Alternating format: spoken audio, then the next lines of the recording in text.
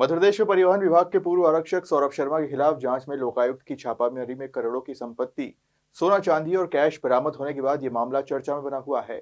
इस मामले में राजनीतिक बयानबाजी लगातार जारी है, जहां एक बार फिर कांग्रेस प्रदेश अध्यक्ष जीतू पटवारी ने सौरभ शर्मा की जान को खतरा बताया है और लाल डायरी का जिक्र करते हुए 10 मंत्रियों के नाम का दावा किया है। जरूर है कि जो मैंने बातें ये कार्बाइन के कचरे को लेकर कही है, उनकी सहमति थी और उनने मीडिया से भी ये बातें कही है।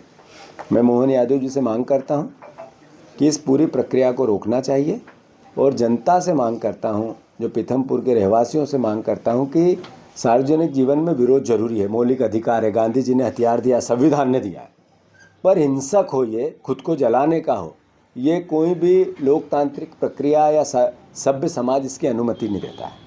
तो मैं आप सबसे प्रार्थना करता हूं कि हिंसक कोई भी आंदोलन नहीं होना चाहिए और सरकार से, भगवान से प्रार्थना करता हूं कि सरकार को सद्बुद्धि दे, मुख्यमंत्री जी को सद्बुद्धि दे कि वो लोग अब जलने लगे हैं, उनका ध्यान आकर्षित करने के लिए तब तो जागे, केवल भ्रष्टाचार पे ही काम करेंगे।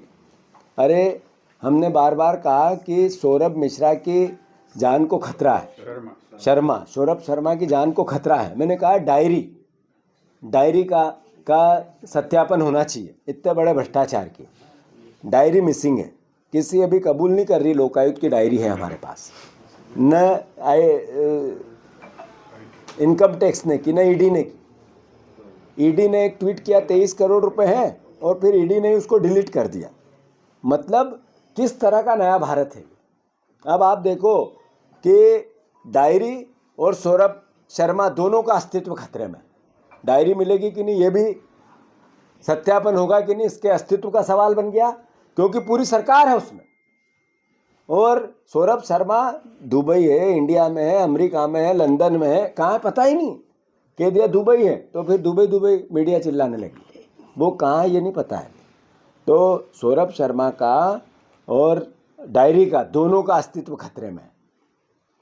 मैं फिर से मांग करता हूँ, जितनी ये डबल इंजन की एजेंसियां हैं, कि जितना करप्शन, अरे ईडी का छोटा कोई घटना होती है तो एक व्यक्ति ने आत्महत्या कर ली अभी सीहोर में थोड़े दिन पहले, मनोज परमार। फिर अभी ईडी का कोई एक भी साक्ष्य नहीं मिला, अरविंद केजरीवाल को जेल में रहना पड़ा दिल्ली के मुख्यमंत्री रहते हुए। यहाँ इतना बड़ा जखीरा मिला, एक भी गिरफ्तारी नहीं हुई, किसी से पूछताछ नहीं हुई, कोई पब्लिक डोमेन में नहीं आया। आखिर कैसा नया भारत है मोदी जी का ये? इसलिए कि उसमें जो डायरी में नाम लिखे हैं सब बीजेपी के लोगों की लिस्ट है, इसलिए सब मंत्री, पूर्व मंत्रियों की लिस्ट है, इसलिए सब अधिकारी जो बीजेपी ने अपॉइंट किए पैसे लेके उनकी लिस्ट है, इसलिए कि जो हाउस करके लिखा है वहाँ सबसे बड़ा हमारे प्रदेश का मुखिया रहता है। तो डायरी का अस्तित्व खतरे में है और सौरभ शर्मा का भी अस्तित्व खतरे में है। हम फिर मांग करते हैं दोनों का अस्तित्व बचाया जाए।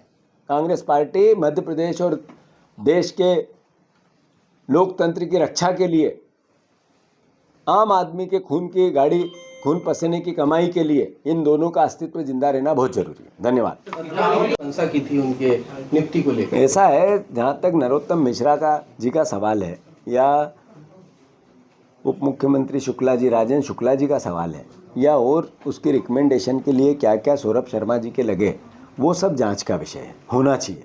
मैं उससे बड़ी बात कह रहा हूँ, सब चोरी के पैसे का मामला है और उस डायरी में सबके नाम है। उसमें नरोत्तम जी का भी होगा तो पता चलेगा। जैसे गोपाल भार्गव जी से किसी ने पूछा तो कि भैया मेरा उस डायरी में नाम नहीं है, मतलब इसका मतलब डायरी है। मतलब मंत्री थे वो 5 साल तक इस सरकार के, उन्होंने कहा कि मेरा उस डायरी में नाम नहीं है, इसका मतलब डायरी है।